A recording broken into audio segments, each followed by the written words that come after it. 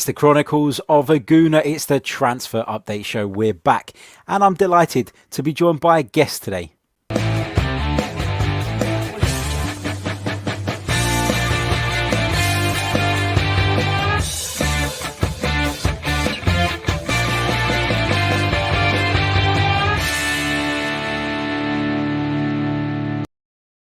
Hello and welcome back to the Chronicles of a Gooner, the Arsenal podcast brought to you by Manscaped.com. As ever, I'm your host, Harry Symeou, and I'm delighted to say that on today's edition of the Transfer Update Show, I'm joined by a brilliant guest. Now, if you are on the Arsenal Twitter sphere, then you will certainly know who this guy is. I'm sure you'll look forward to some of his views, some of his insight that he's going to provide us with. And it's been a while, actually, since he's been on the show, too long. And I have to hold my hands up. That's been my fault for being so fucking unorganised. But a massive welcome back to the podcast, to the brilliant Chris Davison. How you doing, mate? Hi, Harry. Yeah, not too bad. Thank you. Thanks for having me on once again. Yeah, you've been a busy man. That can't be helped. Yeah, too busy. But there you go. Like we were saying before, shouldn't complain. I shouldn't complain. I'm enjoying it. Good. Yeah, some bit that we're already getting it in the chat. Jonathan, let the guest be Aouar and Partey, and it's the announcement. I wish. Sorry to disappoint. Sorry, guys, it's just Chris Davison. But Chris, welcome back to the program. As I said, it's been a while. It's been too long. Delighted to have you back on the show. And as always, we've got plenty to discuss when it comes to Arsenal. We're going to touch on Aouar.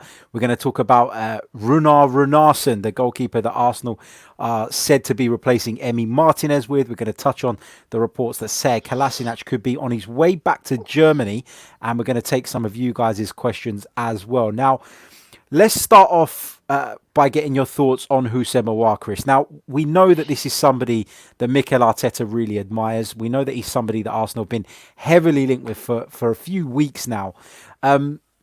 We're also hearing that an official bid hasn't gone in, but we were told from the Lyon side of things that actually Arsenal had made an informal approach a little while back, which involved an offer that would see Matteo Guendouzi go the other way. We know Lyon don't want that.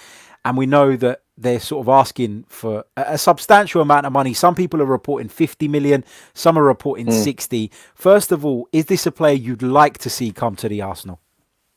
Oh, absolutely, Harry. I mean, I think just if you go on social media, you can see how much the Arsenal fans are excited by these links to Aouar. And, you know, I've seen quite a bit of him at Lyon, lots of clips, obviously going around doing the rounds at the minute as well, just showing how skillful he is, a very, very talented young player. And it's an exciting link as well, you know, and obviously, like you just touched on, then there's a few sort of question marks surrounding, you know, where this deal is at and what's going to happen for it from here onwards.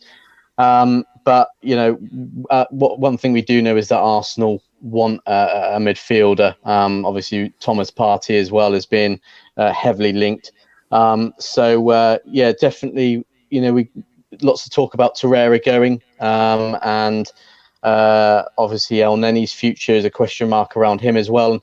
You know, one thing that we've learnt from last season is that we need creativity from midfield. We need someone to come in to create chances, to score goals as well.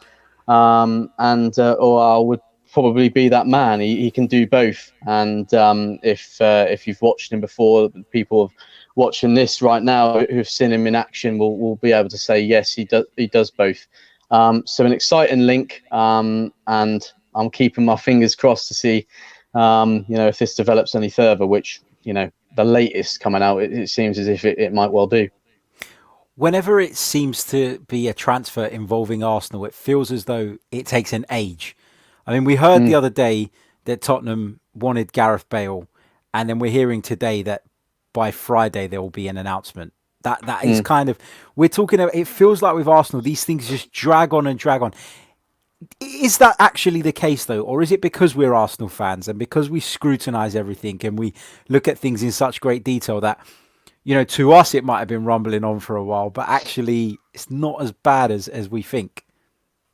It's probably not as bad as we think, Harry. You know, as well as I do, that the Arsenal fan base can be very impatient sometimes, especially when it comes to transfers.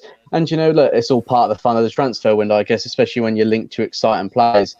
Look, I think as we sort of found out with the Gabriel transfer, it'd been in the pipeline for weeks and weeks, and we were just waiting for something to, finally happen. And I think probably with that one, the complications were, and the slowdown was obviously there was a lot of interest in him. I remember talking to Francesco Porzio, who works with Fabrizio, that there was a lot of interest in the player, so it was a very difficult deal to get done. There was probably a bit of a slow one for a reason. But yeah, I mean, I'm hoping now, obviously, if we can just try and move a few on as well, the likes of Torreira, Kolasinac, who we're probably going to touch on in a little while, amongst a few others, then hopefully we can get a couple more bodies in. So it's a bit of a bit of outgoings, a bit of ingoings. Things take time, and it's like the domino effect, as they call it, isn't it? Really. So maybe once Torreira is definitely gone out the door, if he does go, then there should be movement on a midfielder, I would imagine. Fingers crossed. And I've been saying it for a few days now. Look, if we got one of Thomas Partey and Houssem Aouar, I'd be absolutely delighted. I know there are a lot of Arsenal fans out there that feel like in order for us to really push on and close the gap between ourselves and the top sides, we need to get both. I don't know if that is realistic. I feel like, I don't want to be one of those Arsenal fans that is constantly banging on about finance, but you have to also be realistic, and you have to also understand the times that we're living in at the moment. And so I said right at the start of this whole coronavirus stuff that if Arsenal were a little bit sort of handicapped in this transfer window, if Arsenal did have their hands tied behind their back and we were more reliant on sales than we usually are when it comes to business, I wasn't going to kick off about it because, I've seen it in my business. I've seen it in my industry where there's been cutbacks. There's been, trimming of certain things that, were normally seen as kind of luxuries, but now everybody's just cutting back and trying to get their sort of companies and their businesses back on track. And football clubs, I guess, are no different. We're talking about tons of people coming into the stadium on a weekly basis. That's all gone. And it's not just the match tickets, is it? It's the merchandise, it's the food and drink, it's the way it supports the local economy around the club, for example. So, imagine all the cafes, all the restaurants, all the pubs, all the bars around the Emirates Stadium will have been massively affected as well. So we've got to sometimes just take a step back and chill out a little bit, I think, when it comes to sort of getting onto the club about spending money.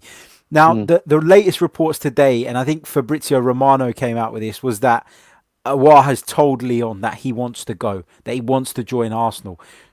I don't think that was ever going to be a problem, if I'm honest. I feel like Arsenal still have that pull.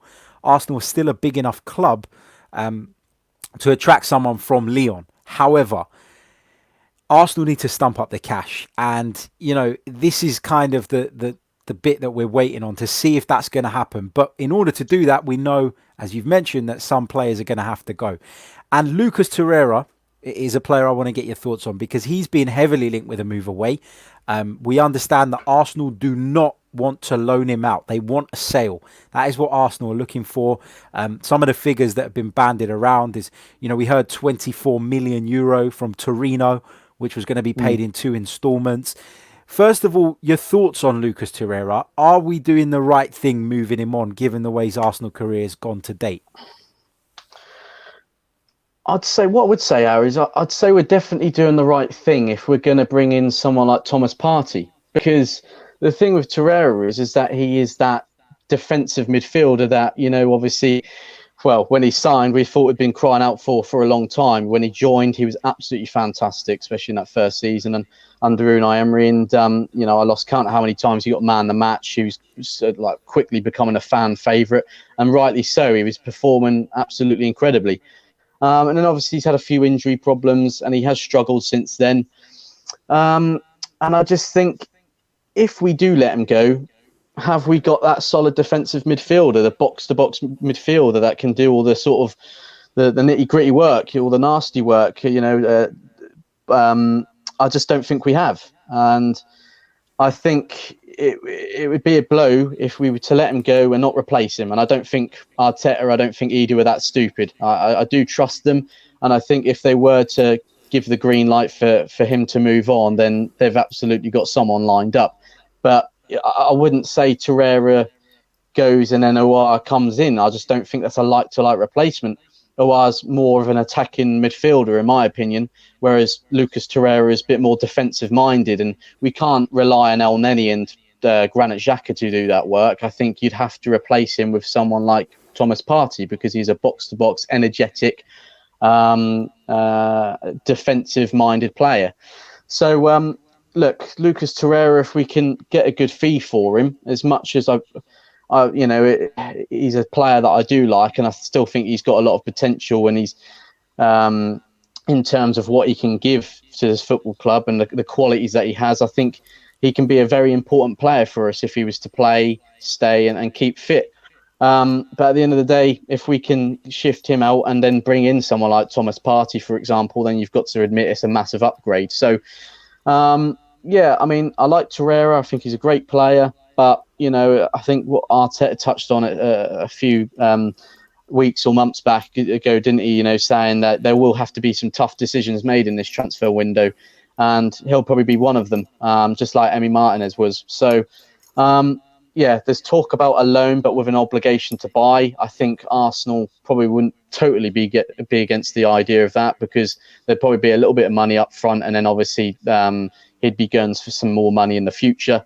And then obviously it creates more room, doesn't it, to bring someone else in. So I'll be all right with Torreira leaving, but only if we bring in a like-for-like replacement for him, really, because I still think, obviously, when he has played and when he has been at his full fitness, he's been a very important player for us.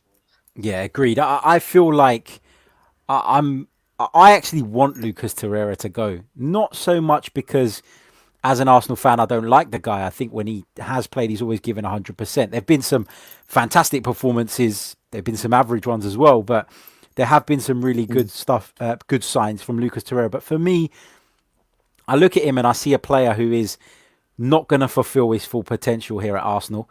I see a player who is maybe not suited to the Premier League, but was incredible in Italy. And I see a player who's homesick and who just wants to return back to somewhere where he feels more at home, and more for Lucas Torreira's sake than anything else. I hope he gets his move back to Italy. He's clearly still got a very high stock over there. There are a number of Serie A clubs looking at him, which tells you that he is still very highly rated in those parts. So if it means that Lucas Torreira can get his career back on track after a move to Arsenal that just hasn't really worked out for anybody, let's be honest, then I'm okay with that. Let him go. We'll raise some funds in the meantime, and we'll be able to get some of our transfer targets in, fingers crossed. Big hello to everyone who is watching us in the live chat at the moment. There are over 400 of you watching us across the multiple platforms at present, which is incredible. Big hello to Kevin Campbell, former Arsenal man, legend, top guy.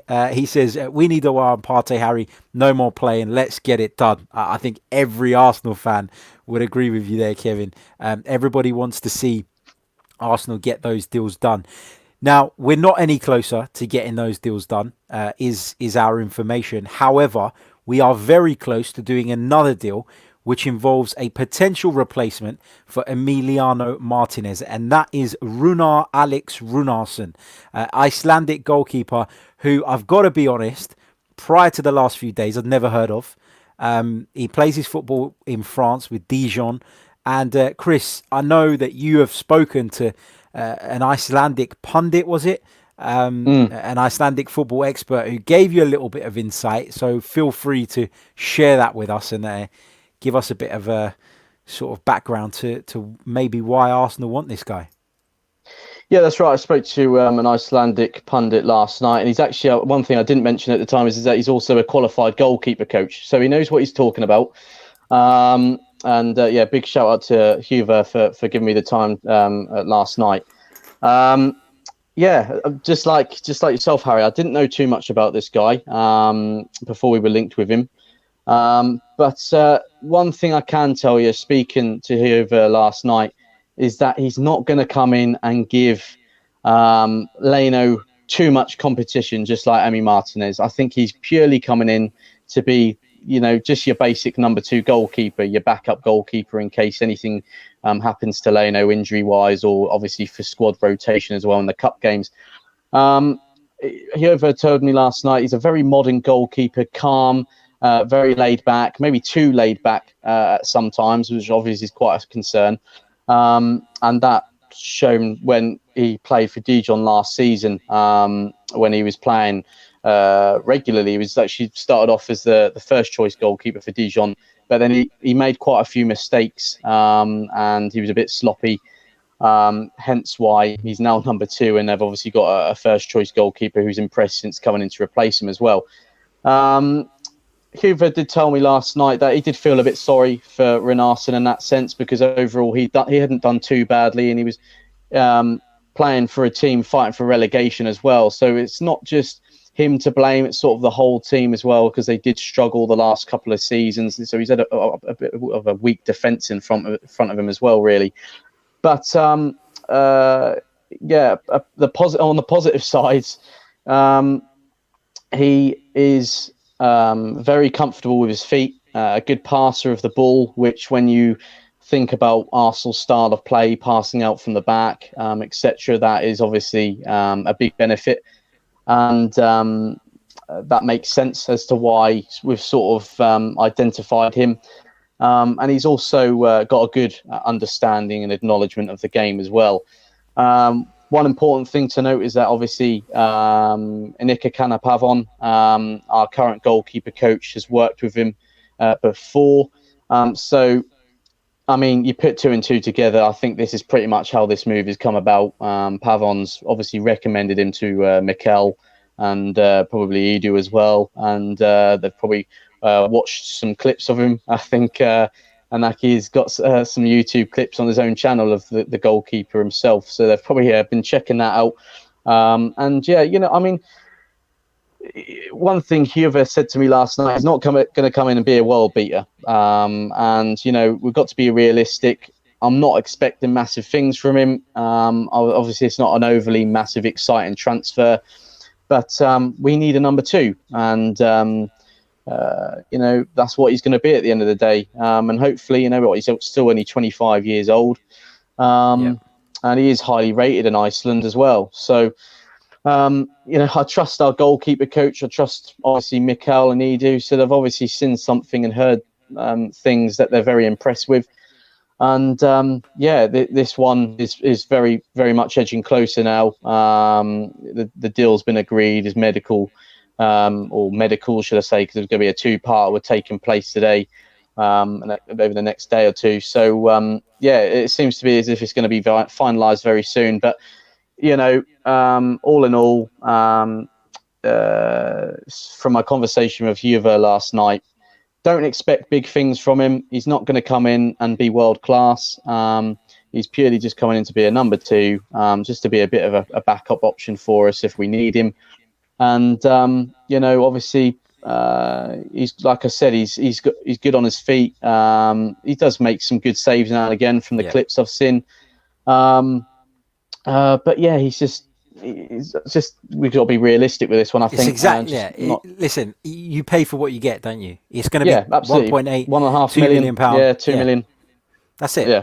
That is exactly what it is. We're bringing the guy in to fill a hole temporarily, whilst Arsenal clearly feel like they can afford to downgrade in second choice goalkeeper if it will raise the money that we're getting from Martinez. Exactly. It will earn us a profit of around about £15 million. Now, if that £15 million is the difference between what Arsenal can afford and what Atletico want for Partey, or what Lyon want for Aouar, then you do it, don't you?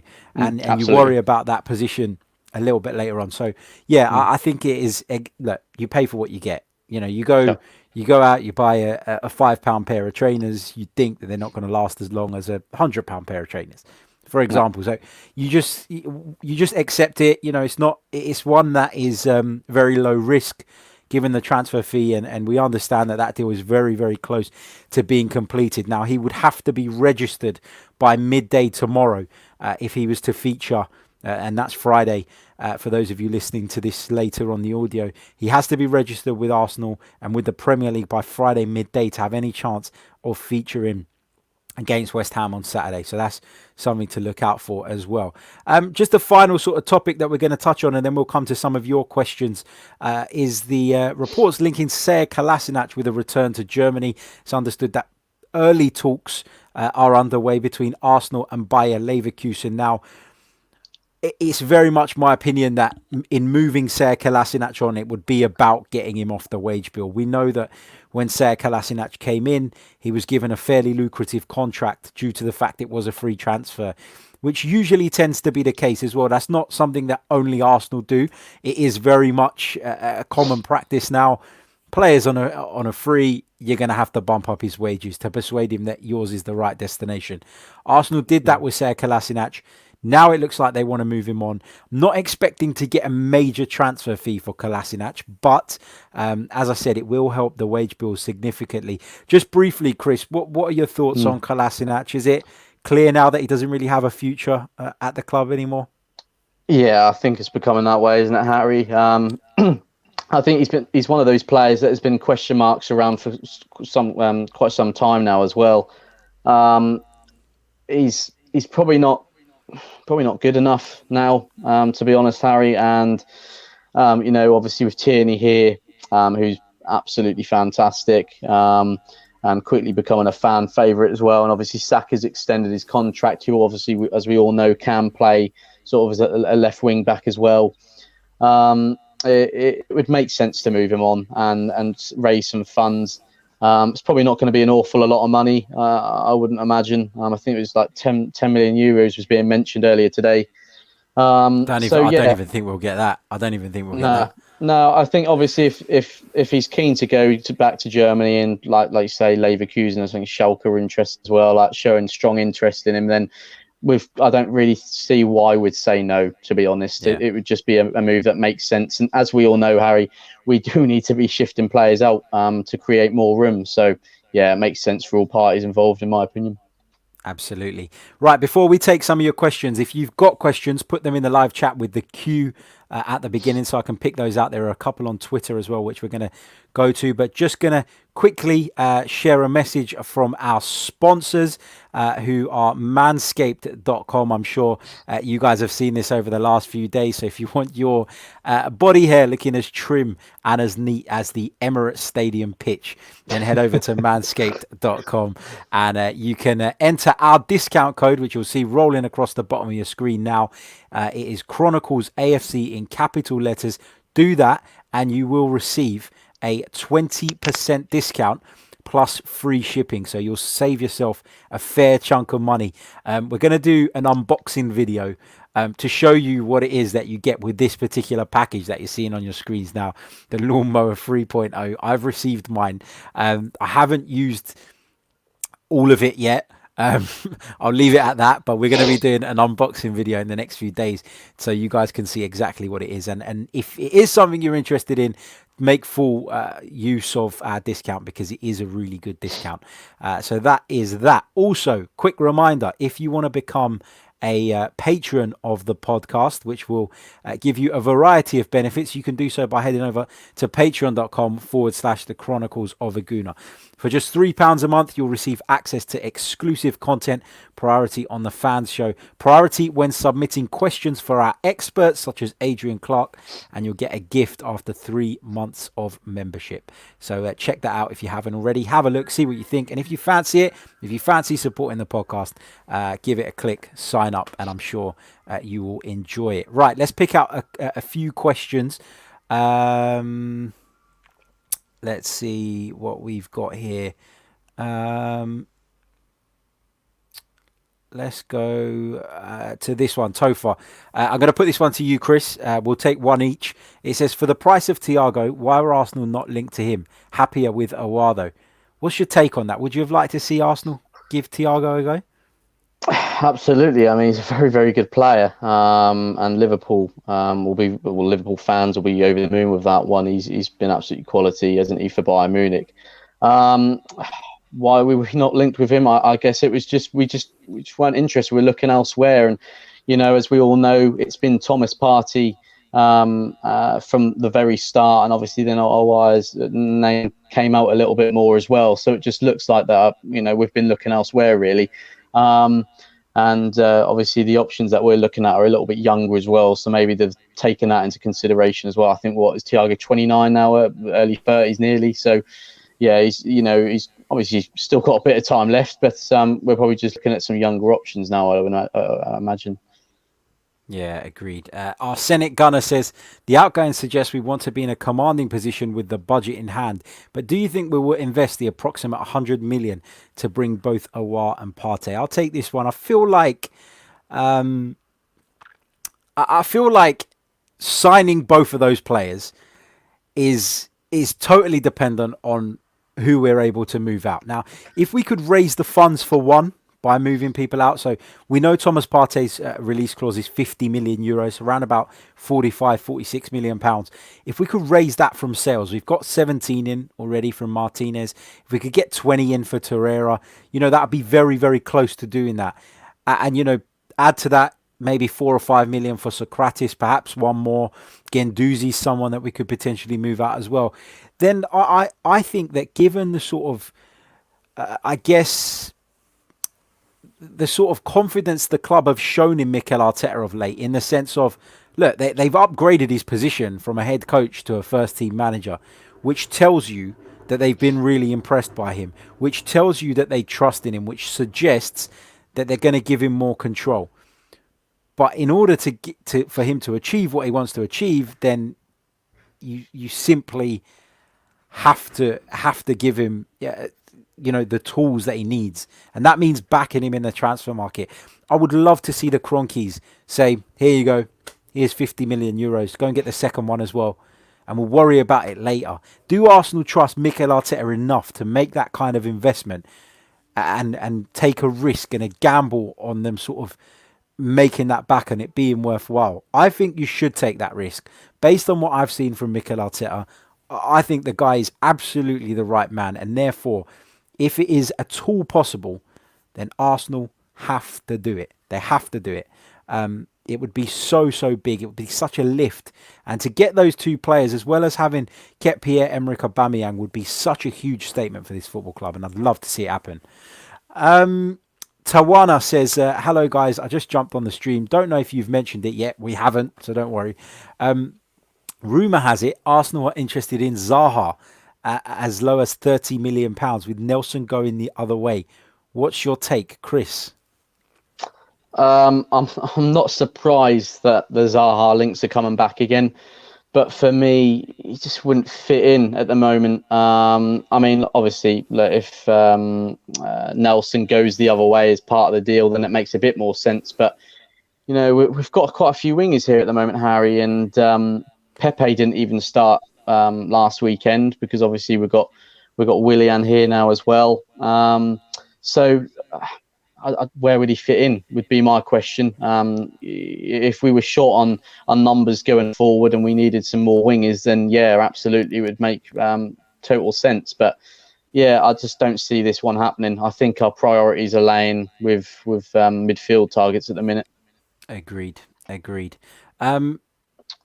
Just gonna pick up one more, but I just want to give you guys a quick reminder as well, because there's 793 of you watching us on YouTube now alone, but we haven't even got 100 likes yet, guys. Come on, we've got 98.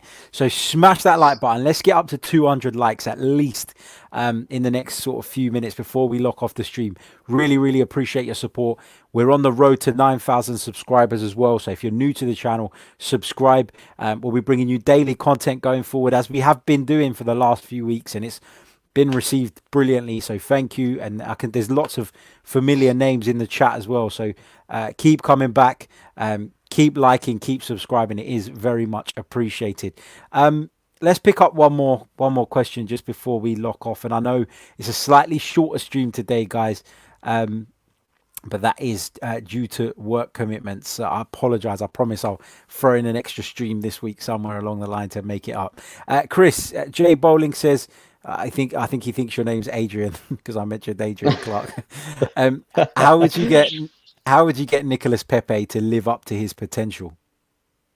I just think he needs to keep playing games, to be honest, Harry. I mean, obviously, it was a slow start for him last season when he joined. But we could always see the potential that he had, even though he wasn't obviously up to his full potential. And I think sort of towards the end of the season, we began to see more and more from him.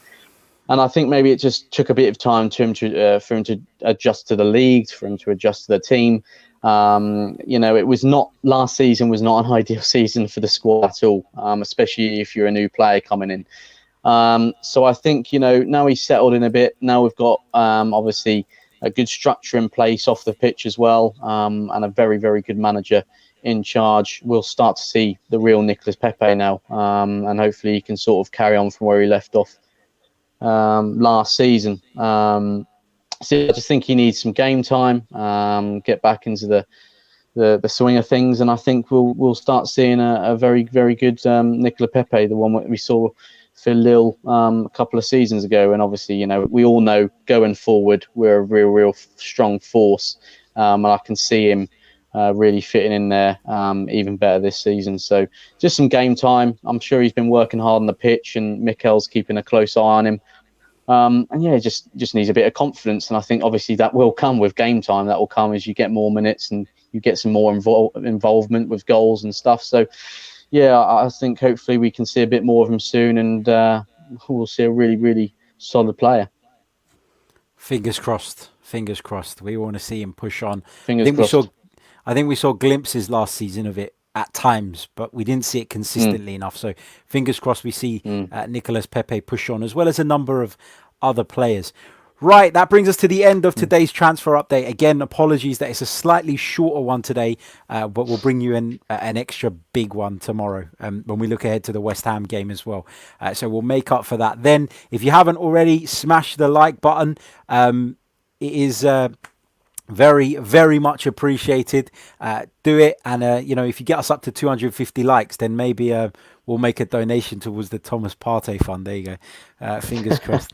Anyway, thank you guys for tuning in. My thanks to Chris. Chris, how can people find you on Twitter?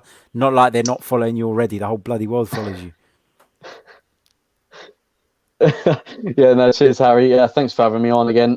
They can follow me at @CDavison_AFC, providing all the fans the latest news and information as it comes out. So yeah. Brilliant stuff. Do give Chris a follow. Follow the podcast at Chronicles_AFC, and we'll be back tomorrow with another live stream where we'll be talking transfers and looking ahead to Arsenal's game against West Ham on Saturday evening. Until then, take care, stay safe.